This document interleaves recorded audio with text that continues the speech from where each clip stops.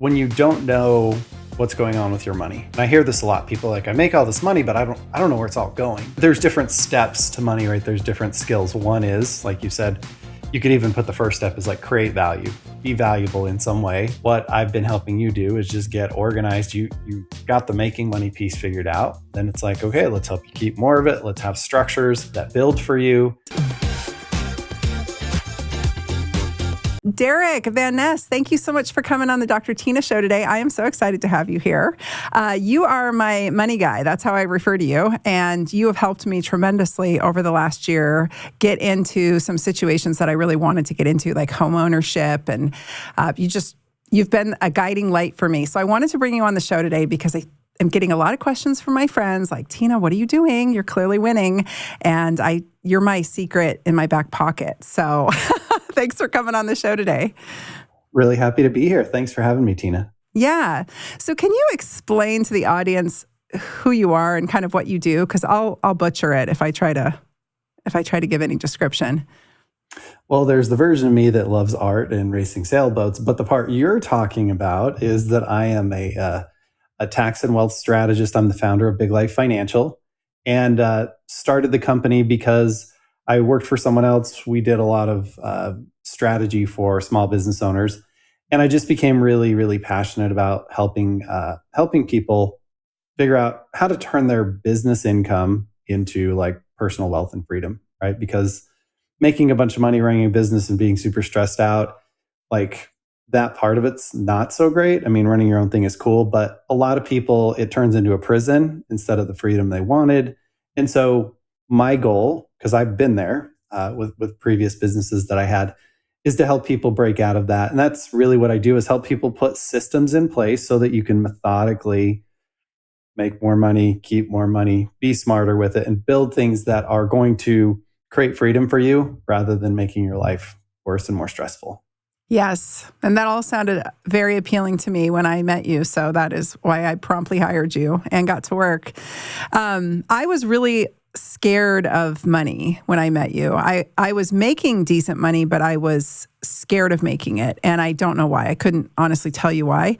Probably because I grew up in a blue-collar family where my mom kind of understands what I do, but my dad has no idea what I do. Like, he doesn't get that if you're not in a building, if I'm not there treating patients, how on earth am I making income? He doesn't understand the internet. He doesn't understand all of that. And once I met you and you started helping me just sort of get a handle on things, really, and get systems into place and get organized, a lot of that fear dropped away. And I didn't necessarily make more money that year, but within that year, I've now, purchased a house. I've purchased a house for my parents. I bought a building space.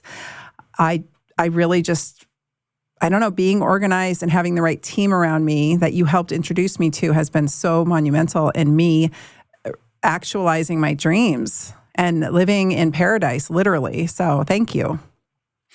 My pleasure. What I see a lot, Tyna, with that is when you don't know what's going on with your money. And I hear this a lot. People are like, I make all this money, but I don't know where it's all going, right?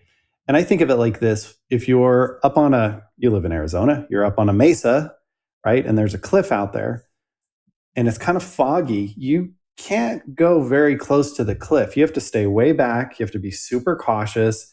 You're kind of scared all the time. What if I take the wrong step? So you don't really want to go anywhere. And what happens is once you get a little organized and you start to understand what's going on with your money, that fog lifts. And now you can see where the cliff is and how much money you have and how to use it. And you can go much closer. You can just be so much more effective because you know what's going on, right? And when you don't know, it's just very difficult to be effective. So that's what I see a lot. That's the word, effective. And being able to use my money, I mean, one of my big goals is to start either a foundation or a nonprofit and be able to help people in much more generous ways. I really believe in I believe, for me, I had a coach once, a business coach, say, you are the most non-money motivated person I've ever met who yet still has such great success. And I was like, that's because money's just a tool. And for me, it's quite literally a tool for freedom and for comfort. And I want that same freedom and comfort for every single person directly in my life that I love. And I feel like I've gotten to a place where I can offer that. And now I want to make sure that I can be generous with my brain and with the knowledge base that God has allowed me to acquire over the years in other ways. And I feel like it's just a stepwise process. I don't know the steps you do, but that's why I keep working with you. But there's a stepwise process in actualizing that and making sure that that tool gets used effectively. Is it? Yeah, because there's different steps to money, right? There's different skills. One is, like you said, you could even put the first step is like create value, be valuable in some way, and people give you money for that, right?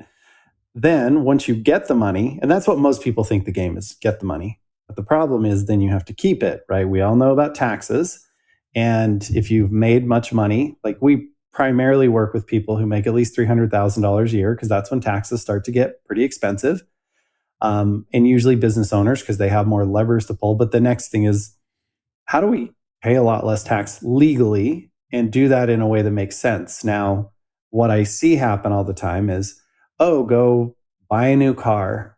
But if you're spending $1 to save 40 cents, that's not a good trade unless you needed a new car. Like I literally have a client. She's like, I have this brand new, beautiful car and I love to drive it, but like I didn't need it. So she spent $100,000 to have a car as a tax write-off, but she spent 100 to save 40. That doesn't math very well, right? So the second skill is keeping the money you make through tax efficiency. Third, then you now have money that you've gotten through the tax window. Now we need to take that money and put it to work. And really what this comes down to is buying assets. So what are assets? Things that go up in value or create cash flow for you or in some way get bigger and better, right? Now, that could be buying equipment for your business, right? Like maybe you bought a bunch of podcast stuff, right? And that helps your show be better. That's one version of growing your money.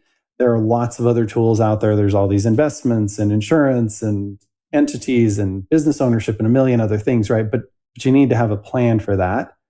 And that's the next skill, right? Growing your money. And then you need to be able to protect it, right? Because as you make more, there's more stuff out there. We all know about cybersecurity, there's life events, there's health, I think you know a little about health, right? And the things that happen there. And so you want to have protection mechanisms in place as you build this wealth to take care of that. And that's a whole nother skill set.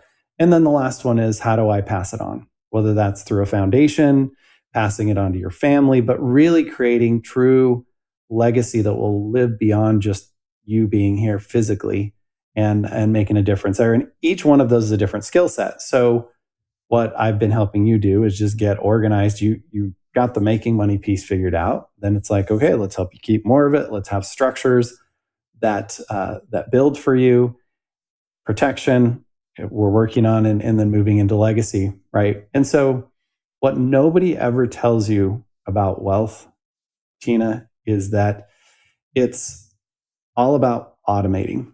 As much of this stuff as we can put on autopilot, the better, right? Like if you have to manually remember to save money, if you have to manually remember to work on taxes every month, nobody wants to do that. Right. But if you get these systems in place, then you're able to get those things working in the background for you. And you can just focus on creating value, focus on building your business, focus on helping your family. And these things are happening in the background as a system, just like your marketing system might for your business, or just like your promotions team or your production team for the podcast, right? You show up and do the podcast, and then you have people behind the scenes who do the editing and do the posting and do all the optimization and do all that stuff. That's all happening in the background. You want to set your money up that way so that if you don't do anything extra, you get richer.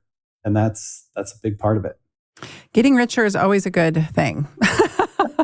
Well, I'll tell you what, when you start making any kind of appreciable money, you don't know what to do, so you spend it all.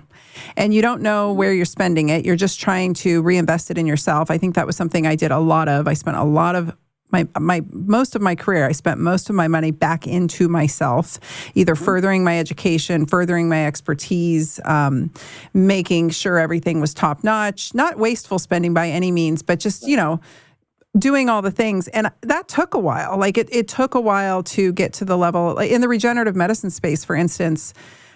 that training is always exceptionally expensive for the most part, if it's any kind of quality. And so, making sure I was literally the best at my game in that arena. And that was 10 years. People don't believe it. I probably spent $500,000 on my education and then spent another $500,000 just on extra stuff, getting better at what I did, and whether it was marketing, business, trainings, regenerative medicine trainings, continuing education, et cetera. And I finally hit a point where I was like, okay, I had not considered this legacy. That's the other piece that's the most important to me is, will my family be taken care of if anything happens to me? And will they be able to maintain the same level of comfort that I have? I mean, my goals are really simple. It's not to get rich. It's just to build enough comfort into my family legacy so that they can continue to live a standard of living that they've grown accustomed to through me, and that's all I think about. And then further out from that is the legacy. I used to think that my legacy was just my brain, that's why I went online. Truly, I went online. I don't think people know this. I went online because my mentor had just died, or he was dying. Yeah, he had just died, and I was wrecked, and I didn't know what to do. And all of his videos, all of his slide decks for his presentations, all of his genius had been living on his website. And somehow, for some reason, I don't know why, his website went down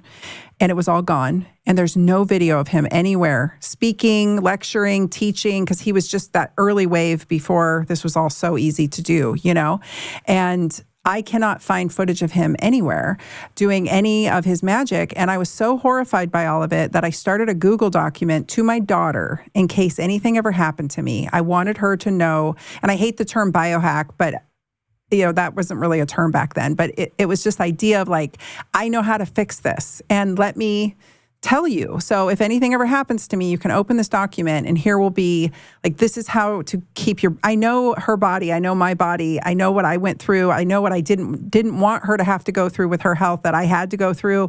And kind of the secrets to the universe document. And I started the document and it hit me like a ton of bricks. I have to tell the whole world this information. Everybody deserves to have this information. And so that's what this podcast is about and everything I do. I mean, the amount of free content that I produce and the amount of cost that I incur to produce this free content. I'm not saying that for any kind of, people to be oh, thank you. I just want people to realize the amount of energy, time, and money it takes to put this volume of free content out to the world is enormous, but I feel an obligation to do so. But I can't spend all my money to do it, right? And so my family has to be taken care of at the end of the day. And that was really why I hired you, because that's my long-term thinking. And then can this legacy continue? Is there a way to keep this information on the internet if I pass? All of these platforms cost money to run, and if I die right now, would my husband and my team be able to afford to keep it up, So that's what I think about. Yeah. I think a lot of that is, comes down to why you're a doctor, right? You love to take care of people. You love to help people. You love to solve problems. And so that's really coming through in your legacy as to why you do what you do. And I think this all falls under quality of life, right? You were saying money's just a tool. And it really is quality of life, not just for you, but for the people around you. And I would argue that the quality of your life is directly dependent on the quality of the life of the people around you. If they're happy, if they're fulfilled, if you can be part of that and your heart's full because you've been a piece of that, I think we all want that, right? And money is just a tool in that direction. And you're going in the direction that I always urge people to. If more money means your quality of life comes down, then that's a bad trade. The whole reason for money is a better quality of life, right? And what I call return on emotion. I know you and I talked a lot about this. It's not just about how much can I make on this, but how do I feel about this, right? So some people see buying a house as an investment. Other people see it as a place to live. For you, it was a really emotional decision and something you've wanted for a long time. And this, even if you looked at it and say financially, if you do the math and run the spreadsheets, it doesn't make sense. It doesn't matter because your life's better because of it. You feel better. You wake up every day happier because now you have this space that you've wanted and been able to create the way that you want. And that's really where the tool comes in, right? Is it gives you that return on emotion that I think is what we all really want, but it's easy to get mixed up on the internet or the rat race or all the other stuff that's out there about more, ROI, which is return on investment. But nobody really talks about the emotion of money, which I think is really, really important because it's the whole reason we want it. We want to feel safe. We want to spend time with people we love. We want to do things that we feel like matter to us, have those experiences. It's everything to me. I feel like I truly, if people really knew my story, I mean, I'll just share. When I was just getting out of medical school, I still had to finish my chiropractic degree. And I ended up getting divorced. I had a really messy divorce. I was a single mom, and I had to file bankruptcy within the first few months of that all happening. And then I built my practice, and that was also 2008, which was the recession, right? So I couldn't get a small business loan. Like, you couldn't even get the Small Business Administration to answer the phone. It was so bad. I had no credit cards because I was in bankruptcy. Yeah. My parents don't have any money. The gift that my parents gifted me was actually, for my graduation, was the money that my grandmother had left me after she died. My mom paid for me to get licensed because I didn't have enough money to take my board exams and get licensed. So my mom, that was my gift. And bless them for doing that for me, right? And then a little bit of money to buy some supplies. So I had no credit. I had no small business loan. I had a clinic that I was renting, and I had to buy every single piece of furniture. So every single bit of money I made went back into purchasing furniture, went back into purchasing equipment and supplies. And my daughter at the time, we had no money. I was skin and bones. And the only money I had, I would feed her with. I would literally buy her high quality food, because that's everything to me. And I would go without. And then she, being a little girl who was rebelling against her mom and didn't want to eat healthy, would trade her healthy, expensive food that I had home cooked for like garbage snack, processed foods that her friends, they would trade their lunch boxes, and it drove me insane. Anyway, I remember when she was, the year the that little Nintendo Flip came out, the little bitty one, they were $175. And that was my first year in practice. It was like 2008. I worked my butt off to come up with $175 to buy her a Nintendo Flip thing. And it was pink, and she loved it. And I look back on that now, like that amount of money was everything. I mean, we were using coupons. I was driving a car that would break down every time I would turn it off. We'd have to jump the battery. So I'd have to ask somebody to help me jump the battery. And it's Oregon, it's raining, it's horrible. I mean, it was, I can't believe, that was where it started. And I worked my ass off for years and years and years and years. And everything I have, I built. I actually was at a conference recently, and I had a good friend who now owns this company, and he was hosting this big event, and he was like, this woman right here, I knew her in the beginning, 100% self-made. Like, there was nobody, a lot of these influencers you guys see on the internet have massive funding behind them for whatever reason. And so when you see them skyrocket and come out of virtually nowhere and end up everywhere, there's usually some pretty decent funding behind them. And I had none of that. This was all just grind and push and grind and push. And by the time I met you, I was so ground out, just fried. And I'm in Oregon, and I'm like, I fucking hate it here so much. My soul was crushed every morning to have to wake up there. And bless my husband I lived in a beautiful house out in the country. I cannot complain, but I was so not in alignment with where I was supposed to be, and my health was suffering, and my stress level was through the roof. And finally, I had just worked with you, I don't even know, like a few months, and I made the executive decision to get the frick out of there. And I told my parents and my family at Thanksgiving or Christmas, I can't remember, the first year because we started in the fall together. And so just a few months later, I told them all, under no uncertain terms will I be here in a year. I will not be coming back. You will not see me on these holidays. I will not be here. I will figure out how to help all of you move if you want to come with me, but I'm going. And I don't think anyone believed me. And we didn't break it to some people until like the middle of summer. But I had a hit from God that if I didn't get out of Oregon by winter that I was, for some reason, not going to make it. I don't know how else to say it. I didn't think I was going to make it. And so I hustled. And my husband didn't even believe me. He packed like 2 bags of clothes and threw them in the pod and then drove me in our SUV with a trailer behind us and my dogs down to Arizona. And he got here and he's like, I don't have anything. I said, well, did you not believe that... We have a big ass house that I've been paying a mortgage on. Like, we're here. And so he's settled in really beautifully, and his nervous system is handling Arizona so beautifully. He's so calm and tan and happy. My best friend in the whole world just came to visit for a few days, and she's like, I've never seen him like this. I'm like, I know, the desert and the sun, very good for him. And I am so happy. So that return on emotion, like, I cannot emphasize that enough, that I think I just needed you as a catalyst to tell me it was okay and that it wasn't frivolous to go. And best decision ever. I only regret not doing it 15 years earlier. Yeah. I totally understand, right? Like, in hindsight, it's so clear. It's like, oh, this is what I've been fighting this whole time. And then once you do it, you move, you took a ton of action. I was really impressed by that, because a lot of people, they have dreams, but they hold themselves back for other people or a million other reasons. And, you can always find a reason it won't work. You just need to look for the one that will work, and you have to believe it. And if you're like you are, Tina, you're a doer, you're a creator, you just move with purpose and you create as you go, right? You just build it as you go. Think of it as building a bridge as you're crossing it. And, sometimes you fall in, you get your feet wet, whatever, but like, that's just sort of how it goes, but it's the only way you'll cross the bridge. Yep. So kudos to you for having the courage to do it, because I know it was a big thing, right? You were well established there, your family's there, you've been there your whole life or most of it. It was a big thing, but it was super clear that you needed something different, and you knew that. So yes, I love that. Thank you.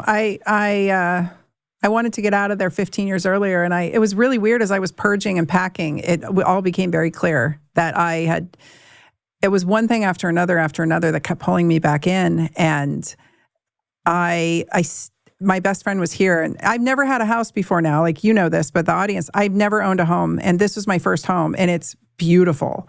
And my best friend was like, I'm so proud of you. This is like, you're a grown up now. You're adulting.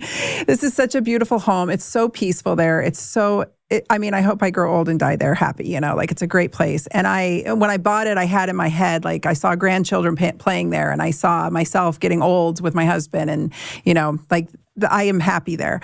And she said, she got all teary-eyed, and she said, I've known you since 6th grade, and you have always lived your life for everybody else. Like, you've always lived your life out of obligation for everybody else. And you've always worked your ass off for everybody else so that everybody else was happy. Like, with very little concern over your own health, for your own well-being. And I looked at her and I was like, well, boy, I've been called selfish a few times, but yeah. I am always thinking of other people, trying to make sure that they're comfortable and happy, and that all their needs are met without any concern over the fact that my health was failing. It was failing. And here I am on the internet telling people to, like, do all the things. And yet I could not figure out why, even though I was doing all the things, I felt like I was dying in Oregon. And I think it was lack of sunlight. I think it was living under tyranny. I think it was getting the shit taxed out of me under tyranny, and knowing that my dollars were, and this isn't about politics. It was about truly bad leadership and them taxing us to no end for it. And it just was eating my soul out from the inside. And God kept telling me, like, you got to go, like, urgently. Like, if you don't go, you got to go. And so I went, and I knew it was going to be super disruptive to my family, but I also knew that they would follow me because I'm kind of the glue, So I went. My daughter, I fly in next week. We jailbreak her out of Oregon next week. So I'm so excited about that. We're going to get 2 dogs and a cat on a plane and ship the car and put the rest of it in a pod and get her here. I just closed on a house for my parents and my daughter to live in down the road. So my parents are coming in a couple months, and it is very disruptive. It's been really stressful on them, but also my daughter was so overwhelmed, but now she's so excited. Like she's thrown almost all her stuff away. She said it was the best feeling and she's so excited. And none of this would have been possible if I truly hadn't found you and you had just literally held my hand through some really basic, it's so funny because we really haven't moved the needle tremendously on investments or anything yet, but like you've just given me the courage and the wherewithal to take the energy and the money that I have made and use it in different ways rather than just sit there in fear and do nothing. Well, and this is a misnomer, right? Like a lot of people think, and truly this is the case, I think, with a lot of financial people, is they're really just focused about money and they have this one or two products to sell and they're like, you just need to buy this thing because it's the thing we sell and that's it. And I see what we do here as completely different. I think of what Big Life Financial is as a lifestyle company because the whole point of the money is the lifestyle. And you were going through this life change that was very clear that this is something that was very important to you and needed to happen. And so why would we be talking about investments when you're investing in a house, when you're investing in your health, when you're investing in all these other things that are far more important than putting some money to work that might make you a little bit more money? You had to build a foundation first. And so, yeah, we had to focus on what was most important. You know, if you're looking at someone and their health, you're going to be taking care of what's most important, not like, hey, your fingernails are a little bit long. It's like, yeah, we'll get to the fingernails, but you know, we've got to get your life, get things aligned and get things to where you're building the life that you want to live. And that's kind of when I started the company, like why I named it Big Life Financial, not some money word, because to me, I was like, I kept asking myself, what am I doing here? What am I actually doing? What is the point or purpose of this business?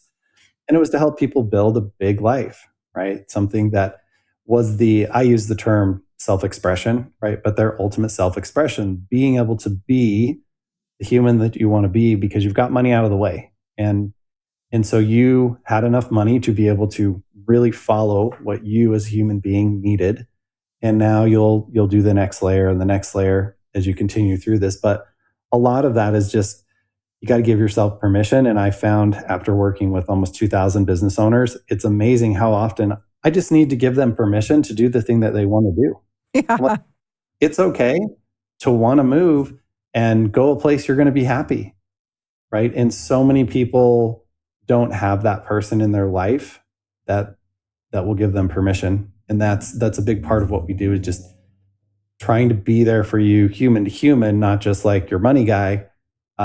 And treat the human and talk about the money stuff. But a big part of that is just, what are you trying to accomplish? Okay, let's align your money to that.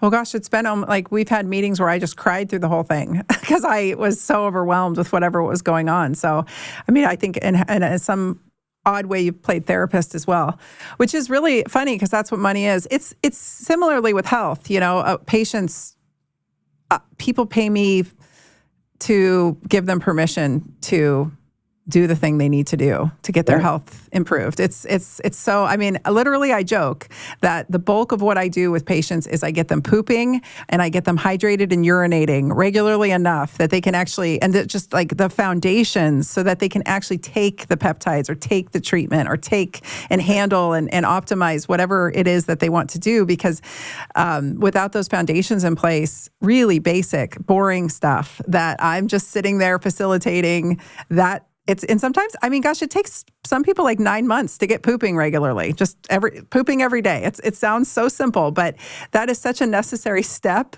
to be able to handle the next several layers that we need to apply to get them to the next level. And it was very much like that process. And then everybody you introduced me to, whether they were directly on your team or they were somehow adjacent and associated to you, have all just been the most stellar, honest, smart people. Like, everybody's just super efficient, super honest, super smart. And the interesting thing for me that I realized with working with you was, much like my patients, and my clients, is that the onus of responsibility to learn is on them. And so I'm just the guide. Like, they actually, at the end of the day, have to learn nutrition to some degree. They have to understand strength training to some degree. They have to start to learn these processes so that they can own them.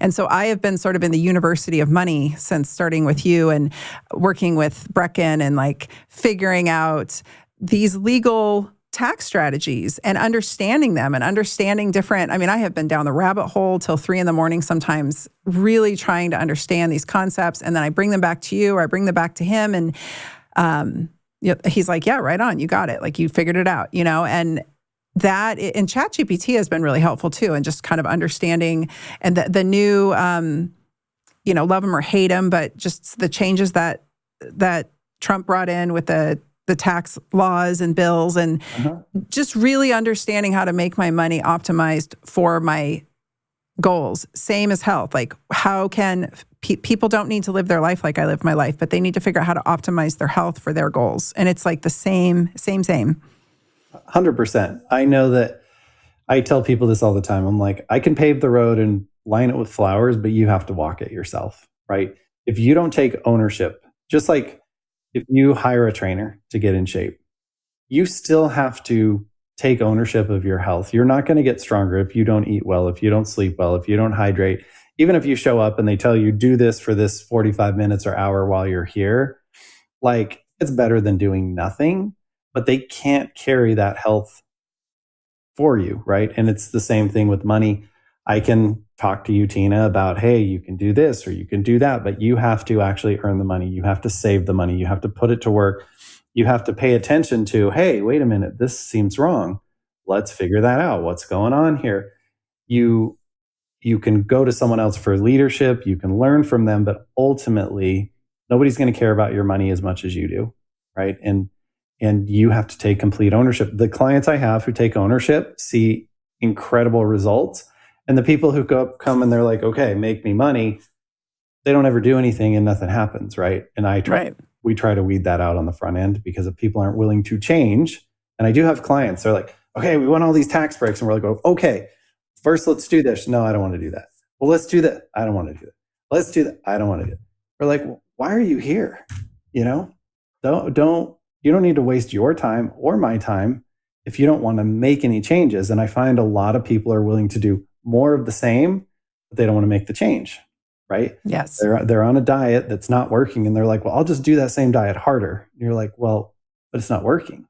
So you're going to have to change. And I find change is a really odd thing. Some people are really willing to embrace it and others aren't. And our job as people who help people is to try and figure out, like, who is actually willing to change because you don't want to waste anybody's time. Well, in medicine, it's pain and vanity. Those are the two. I found those to be the two biggest needle movers. And interestingly, vanity doesn't always work. It depends on the person. But pain, like physical or emotional pain, tends to move the needle. And I was in a great deal of pain, physically and emotionally, in Oregon. So yeah, makes sense. Highly motivated. And now I'm here and I'm like, woohoo, I feel like I'm on vacation every day. I was just driving here and I was like, I just say a prayer every day and thank God, because I cannot believe where I live. I cannot believe how beautiful it is. I cannot believe how sunny it is. I cannot believe I get to look at massive saguaro cactus all over. I live in a saguaro cactus forest and it's insane. I go for hikes every day with my husband. We go on like a 30 to hour long hike every single day if we can. And, we were hiking through basically the redwood forest of saguaros yesterday. I mean, these things are massive. You touch them and it's like touching a majestic whale. It's crazy how big they are. And I was like, I can't believe I live here. How did this become my reality? And it was because, like you said, and you've reiterated this a lot, I think a lot of the clients you work with are other practitioners like chiropractors and dentists, you said, and they're really good, especially I went to school with those guys. I know they're really good at making money. They're really, really good at a lot of these guys I went to school with had families. They were building their families while they were in school, which I don't know how they kept, do not know how they dealt with multiple newborn babies during that process, but they did. And they are some of the hardest working. I will say the naturopathic profession is vastly different than the chiropractic profession in that I went to school at both at the same time. And the naturopathic profession were predominantly women, very different, very different. The men, though, man, they hustle and they work hard. And They get out, and I've watched them all. I've watched them all grow their practices now, and they're all very successful. And I knew in school who was going to be successful in 10 years and who wasn't. I could just look at them and tell. And it's sure enough, 100%. I have not been surprised. There's not been one person who really broke out and did exceptionally well that I didn't know was going to. And there hasn't been one person who isn't totally frickin' broke and not making any money that I was surprised about. And in all of that, we're never taught, or we don't, not that we should be taught. I'll say this though, not to segue, no doors would open for me. Like banks wouldn't help me. Nobody gave a shit until I hit a certain amount of income. And the minute I walk into anywhere now, showing them any kind of documentation, proof of income, all of a sudden everybody bends over backwards to be helpful to me. And it's frustrating because if I had had some kind of basic education as a single mom in bankruptcy, I knew how to make money to get out of it, but I didn't know what to do from there. And that was such a stressful place to be. I mean, it was years of that. It still haunts me. It doesn't matter that it closed and it was over. Like still to this day, when I go to get a commercial loan, they'll be like, "Oh, you have this on your record." I'm like, "Yeah, from like a million years ago." But there was no door open. There was no banker that pulled me aside and said, "Let me make this banking process easier on you." Like, just simple stuff, like having someone to directly call and say, "Hey, I need whatever, a copy of this document from the bank." I had one nice gal help me out, but it just has been surprising to me how little support there has been through that system. And when you start making real money, somehow you've like broken a threshold and they decide you're the real deal. And then they just roll out the red carpet for you. Yeah. Banks are, I don't know if everybody realizes this. Banks want to lend you money when you don't need it, right? Yeah. Because if you need it, you're a risk. And banks are in the low risk business. So if you haven't proven yourself, if you don't have a bunch of money behind you, they're like, "There's a chance this won't work. We don't want to do that." Or we want your firstborn in your house and your kid's house to allow you to do that. So banking is really funny. And I try and tell people, especially if they have big dreams, go out and get credit before you need it, right? Build your credit.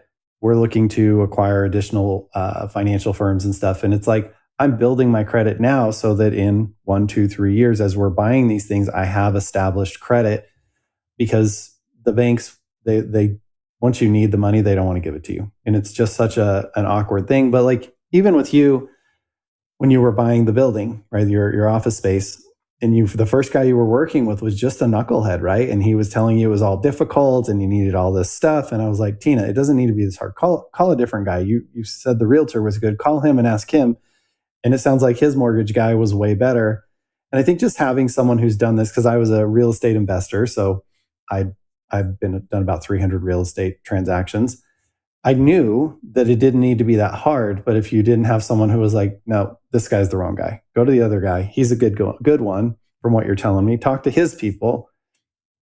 And I find good people work together generally. It's just, you get the new people, or you get the people who don't really know what they're doing, who are just kind of trying to hit their quota or trying to survive so they can pay their bills. And I get it. Everybody starts there. Those people are tough to work with. And just having someone with a little bit of experience to be able to say, "Hey, that is not the way. Let's do the Mandalorian thing. This is the way over here." Yeah. Yes. Like it just saves a lot of frustration, right? Yes. And there's no cheat code to that other than just being around people who kind of have experienced it. And when you don't get to start there. So yeah, to your point, in the beginning, you do have to make your own way, but as quickly as you can, if you can align with good people, smart people, other successful people, or people who are building with you, it gets easier. So if someone out there listening to this is just getting started, just know there's not a shortcut, right? There's not a shortcut to getting in shape. There's not a shortcut to building wealth. The shortcut is get started now.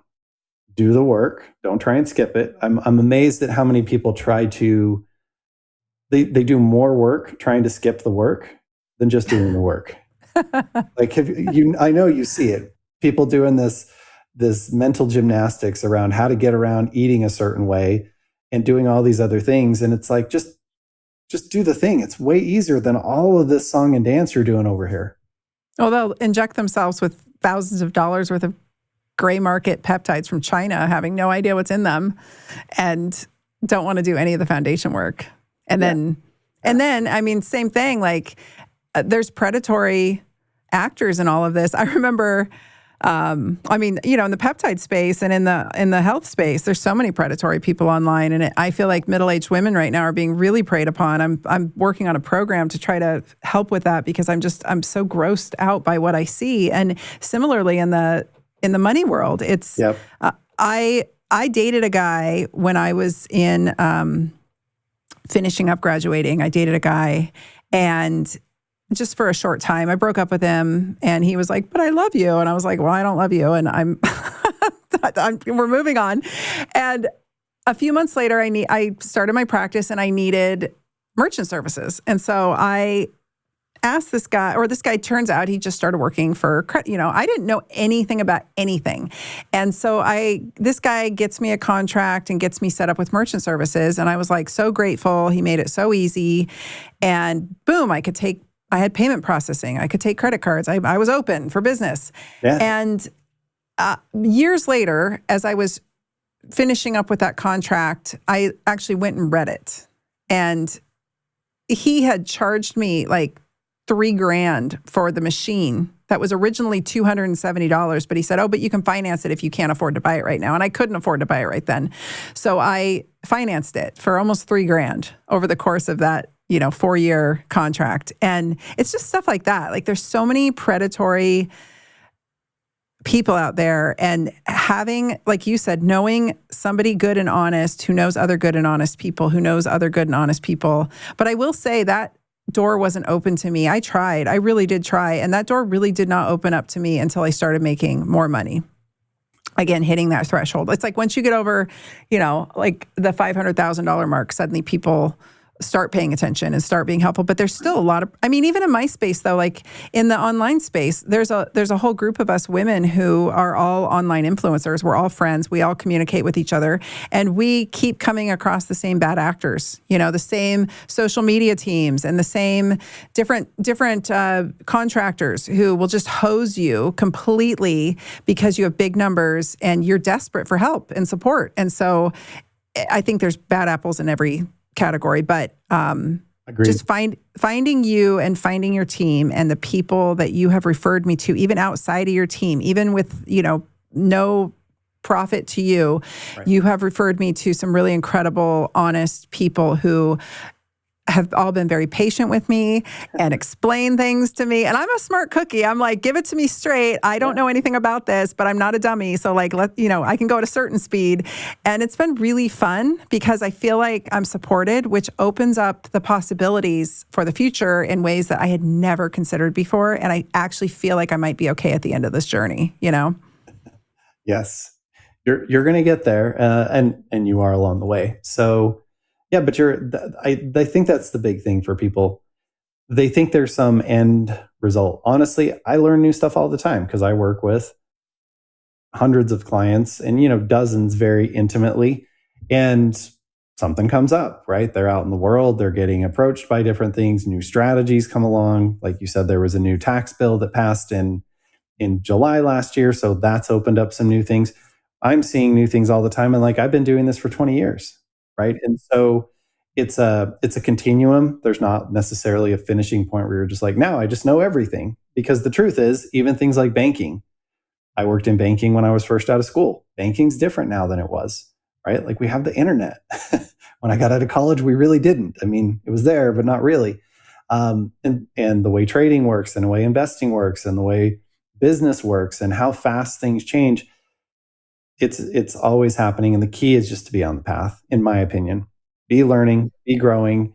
And one of the secrets, and all the financial people out there will probably hate me for saying this, like truly you can learn a lot. I'm not saying that it's the answer, but like ChatGPT or AI can help you curate a ton of information really fast.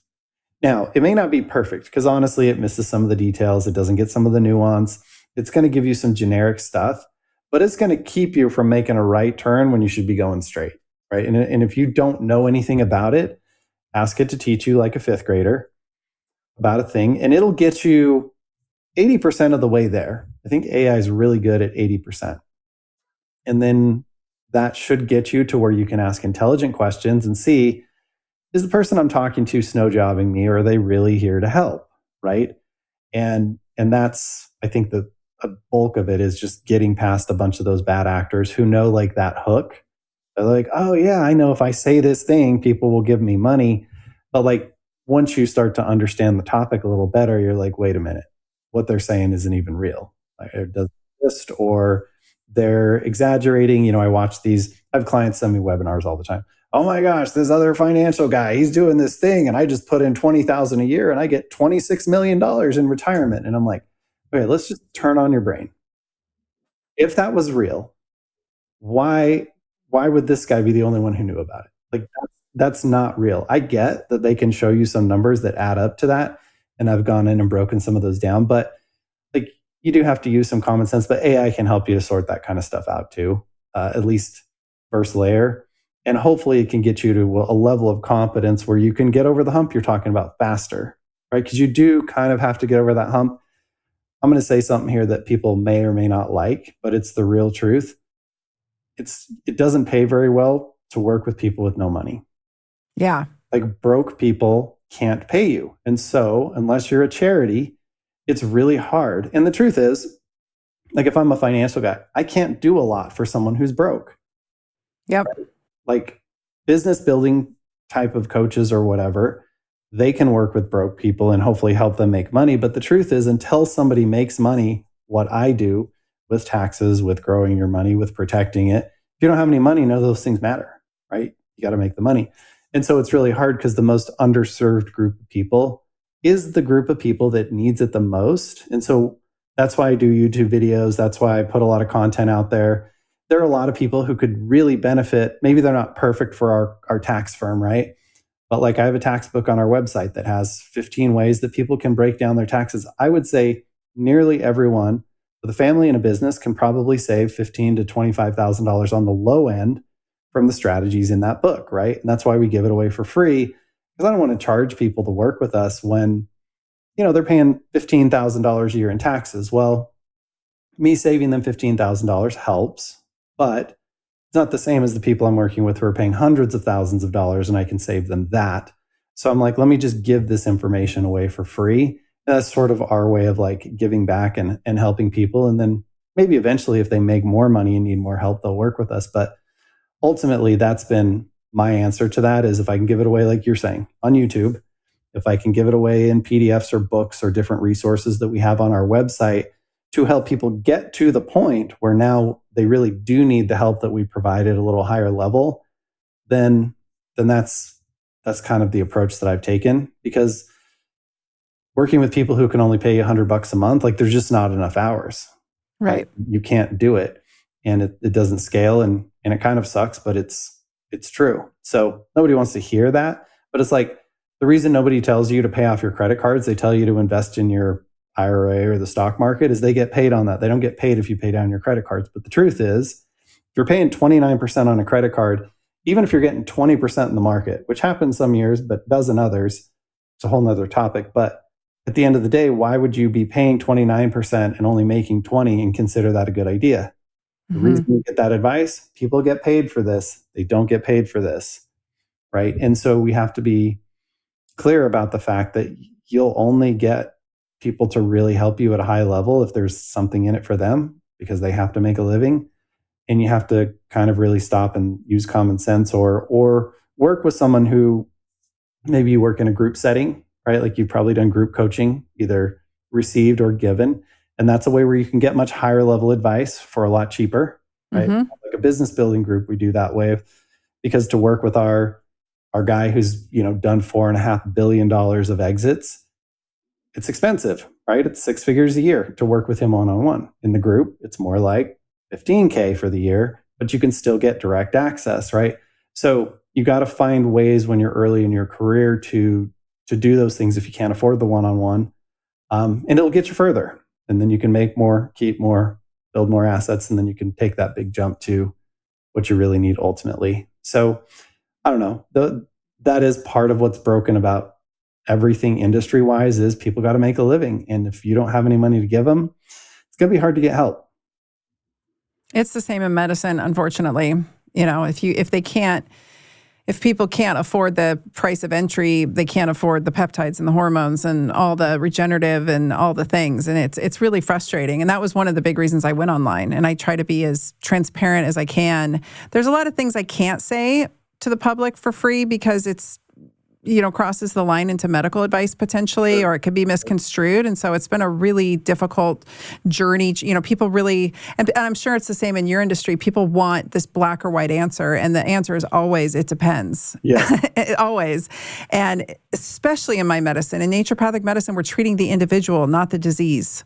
I'm far more concerned with why the individual is presenting with that symptomology than I am about some title or diagnostic code they got. And so that really makes it hard to practice algorithmic medicine. A lot of doctors just sort of if then, and that's how you're taught in school, but that's not a systems-based approach. And that's, it's not, health is not linear, nor is money. And so each person's situation is very particularly individual. I totally agree with you.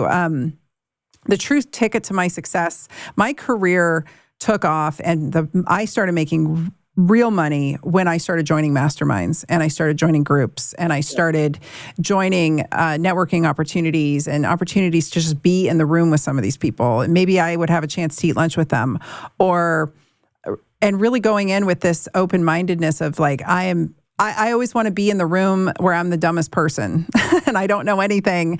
And then I can get a pearl or two, or maybe just meet a person, not in a way of like, what can I get out of them? But like, how can I bring value to them? How can I add value to them? And then in turn, the universe always reciprocates, right? So I think that joining cohorts of other people, especially other people who are trying to do what you're trying to do, is so powerful because then you have accountability, you have community, you have friendships that get built inside those programs. And that is 1,000%. Like I remember the first time I hired a coach in a mastermind, I paid $10,000. I had no money. I was so broke. I was still in bankruptcy. And I was like, I am going to spend this money because I needed to figure out how to, I had built a group. It's so funny. I'd built a group on Facebook, an open free Facebook group of I had 350 people in there.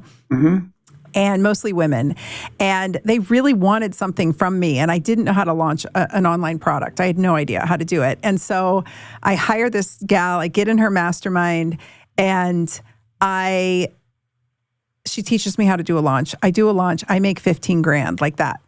And yes. Boom, just paid off that investment. And then in that program, I met some incredible women who were we were all just starting out online. And some of them gave me, you're sitting there and you can't get out of your own way. You're just there trying to figure something out. And then it's not even the coach or the experts the coaches bring in. It's like the person sitting next to you who's also trying to build their business or whatnot. And she gives me an idea like, well, why don't you just do this? And then I go launch that and boom, make, multiple six figures year after year off that one idea. And that's the beauty of working, I think, with teams like yours and coming in to some of these smaller group coaching programs or just even spending the big bucks to get the expert to give you their ear. That is so worth it because it is, you usually just got to get out of your own way. And same with health, same with business, same with building wealth. Yeah. What's the quote? I don't remember exactly, but it's like, you can't solve a problem with the same kind of thinking that created it in the first place. Yeah. Right. You thought up a problem or you did the best you could and you hit the ceiling. And the same thinking that got you there isn't going to be able to get you out of there. My quote that I have, I don't think I have my wallet here anymore. My old wallet, it is in there that says, to become what you can be, you must let go of what you have been. Yeah. And I think about that every day. The thing that got me here won't get me there. How do I continue to grow? What do I need to do to be better, to be different, to continue to improve? And to your point, I've done the $500,000 or $1 million of investing in myself over the last 25 years, and all the masterminds and all the groups, and every single one, you get all these little strings, right? And eventually you end up with something that makes music, but it does take time, but it's 100% the best investment. And I get this question a lot from business owners. They're like, if I just reinvest in my business, that's the way to make wealth. And I agree.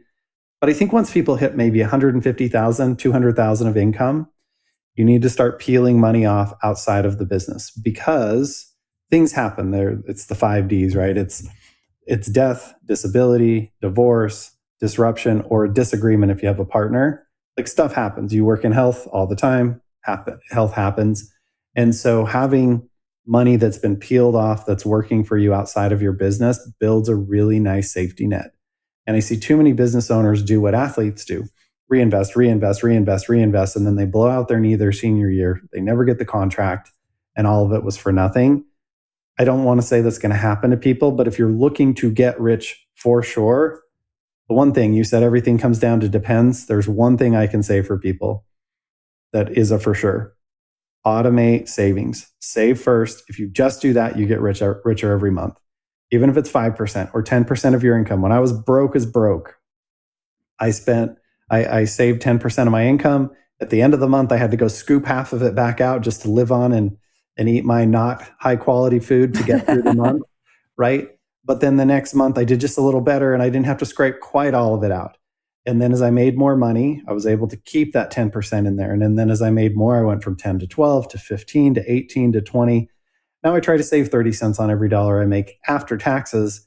And it really makes a huge difference. But if you just automate savings, that's the one thing. Whether you can invest it a million different ways, but if you just set money aside to build wealth, that is one thing that's not an it depends. If you do it, you will end up so much further ahead than someone who doesn't. If you have to remember to save money, if you have to physically write a check or remember to transfer it, your chances of doing it are way lower than if it's just on autopilot.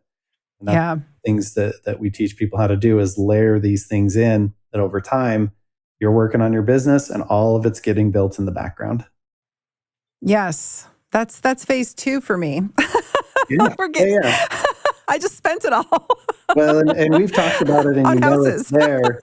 But you had to cross this Rubicon right now, right? Which is buying the house, making the move, getting your family here, getting everything established, getting the office space, you built your foundation, and then you go from there, right? So but yeah, I think you know the map. You just need time to execute because it takes time. Like building wealth does not happen overnight, just like getting healthy. Like you can't lose 100 pounds in 100 days, right? You just can't do it.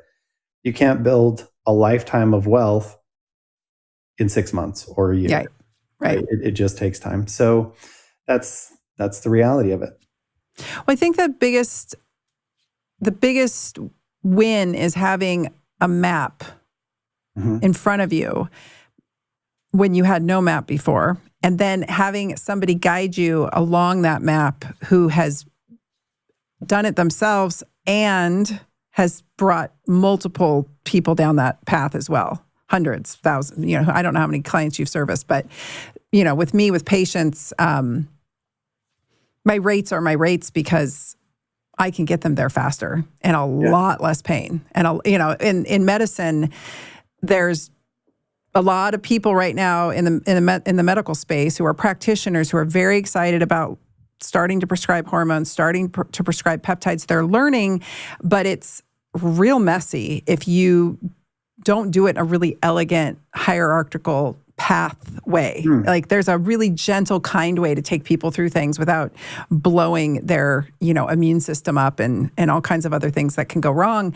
And I have that experience. And so that's why I charge what I charge. And I make it a much more comprehensive, enjoyable, efficient pathway. And I think that's what you've given me is this, you're like, here's the map, here's where you are on the map, but don't worry, we can get you there. And I can guide you along this like I have with countless other people and myself included. And that takes the anxiety down about a million notches. The year before I met you, though, I will say I'm very proud of myself.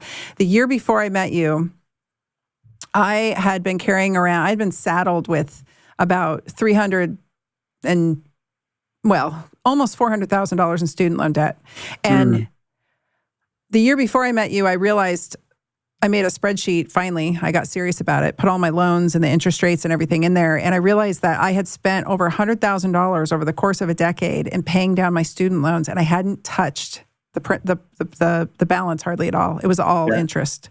Yeah. And I remember sitting on my floor and just breaking down in tears.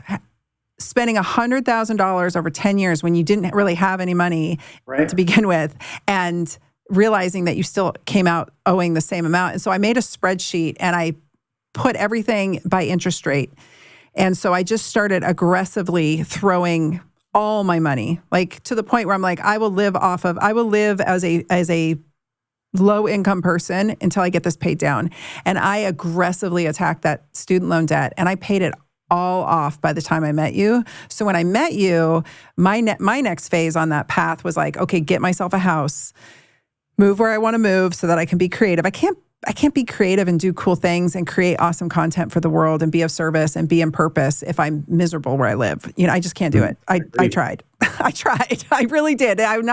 People are like, oh, you just have to suck it up because we don't all have the luxury of moving where we want to. And I'm like, I understand, but I've been working towards this my whole life. Like, this was my goal, was to live where I live. So did that, check that box off. And like you said, get all my ducks in a row, get my family here. I just closed on a house for them. And then now it's time to like hunker down and really build that wealth. But I just know that's going to be a sprint. And I understand how the work that's ahead of me, but I also know it's going to be so much easier now that I got all this. I got the debt, that student loan debt. You feel like an indentured servant. I can't even tell people, like, when you're $500,000 in debt from student loans and there's no way out. I mean, I joke, it's not funny. I had to stop being a doctor and actually launch an entirely separate business, multiple businesses, in order to get out of my student loan debt from being a doctor. It's just crazy how they screw you. I would highly encourage no one to go into medicine at this point with the way it's structured. But once I got rid of that, like, just the shroud of, and it's there's shame with it. There's just a horrible feeling, and to throw that off, and then to be like, now I'm in debt with a mortgage or two, but like, I got something to show for it, and it's serving the purpose I want. I don't feel that shame, and then from there, to be able to get myself, like I said, what my goals were, but I really want to get to a place where I have enough invested, making me money, all automated, so that I know that when it comes time to retire, that I can, I joke, and I don't think the internet understands how hard it is to be on the internet, but like, my main goal in life is that Homer Simpson meme where he just backs into the bushes. Right. That is my vision board. Someday you will not see Dr. Tyna, and you'll be like, where did Dr. Tyna go? But Derrick's going to get me there faster. It's a nice option to have, right? To be able to know that if I want to stop running so hard and fast right in front of everybody and falling on my face and sharing my successes, that I can stop doing that if I want to. Yes. And that is, to me, that's what money gives you. It gives you options, right? You can choose what to engage or not engage with. And it's very freeing, for sure. And so kudos to you for knocking that out, because I do know for doctors, that's a huge one. And it comes with a lot of emotion. It's the worst. It's the worst. It's such a scam. The way that the interest compounds on student loan debt is such an utter and total scam. I mean, I know that there's a lot of changes. Things are crazy in the world right now. I feel like I'm watching some kind of weird dystopian novel, but I see love him or hate him, I see the work RFK is trying to accomplish and the hurdles he's having to cross. And people are like, well, why isn't he doing this? And why isn't he doing this? And I'm like, where's the person that's going to step up and actually disclose to the world the scam that the higher education system is and the scam that the student loan system is? Because it is creating a whole cohort of people who are just saddled as indentured servants. It's insane. So anyway, I had a doctor tell me, get out of your student loan debt as fast as you can. And I'm like, how am I supposed to do that? Like, I truly, Derrick, I thought somebody was going to have to die for that debt to go away. Either a parent or myself was going to have to die for that debt to go away. And then I just attacked it head on. And once I did that, I was like, woohoo, I can do anything. But then I felt a little unruly. So I hired you. Yeah. Right. Well, like, that's a very clear goal, right? Like, I have this thing and I need to get rid of it. And once you get rid of that, like, you come above water and you can breathe and you're like, oh, what do I do next? Right? Yeah. Where do I want to go? And that is like, we did the wealth gap conversation of giving you an idea of, okay, here's where you're at now. And here's what it takes to retire the way you want. And we know there's going to be some ups and downs and some stuff along the way, but at least you have something to shoot for. So you can start swimming in that direction, right? I feel like a lot of people I love to sail, right? So I use this analogy of a boating thing, but you throw up the sails and you start going, but they just don't have a rudder. They're like, we're Yeah. making money, but why? Where is this taking us? We don't really have a plan. So if the wind happens to blow the right way, they might end up in the right place, but the odds are against that unless you have some sort of plan. And having worked with, like I said, a couple thousand business owners, and one of the questions we ask all the time is, on a scale of 1 to 10, 1 being I have no idea, and 10 being I know exactly where I'm going, how confident are you that you'll be able to retire and take care of the things you want to financially in your life? And most people are somewhere between a 2 and a 5. Oh, I bet. Right? Most people have no clue. They really don't. They're like, yeah, I'm saving some money and I'm putting it away, but I don't really know how much I need to save. I don't know how much I need to end up with. I don't know where to put it. I'm just doing something, which is way better than nothing. Yep. But it is it's one of those conversations that a lot of people avoid. It's kind of like when you're putting on the extra weight. You're just like, yeah, I'm just getting older, but you don't want to have that conversation with yourself of like, what is this really going to cost me in quality of life, right? Like Yep. a couple pounds a year all of a sudden turns into a pretty big deal. So we want to try and avoid that. Yep. Yep. So those are the confronting conversations. Well, you have been so helpful to me in that, and they've been the way that you guide me and teach me has been invaluable. So one of the best investments I've made. I've joined a lot of masterminds. I've joined a lot of groups, and working with you has been hands down. Like, people say, oh, when you join this mastermind, you're going to get 10x on your investment. And I've had that happen a few times where, like I said, I've gotten a great idea and ran with it. But working with you has, like, I have more peace of mind, and I'm not afraid of my money anymore. I'm not afraid of the IRS.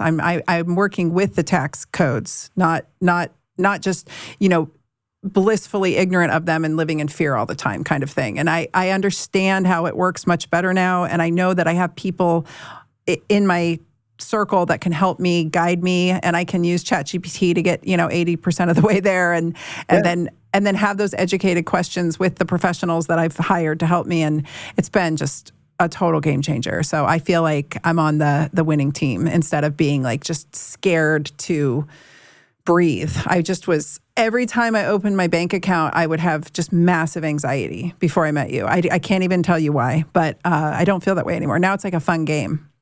It's like a video game.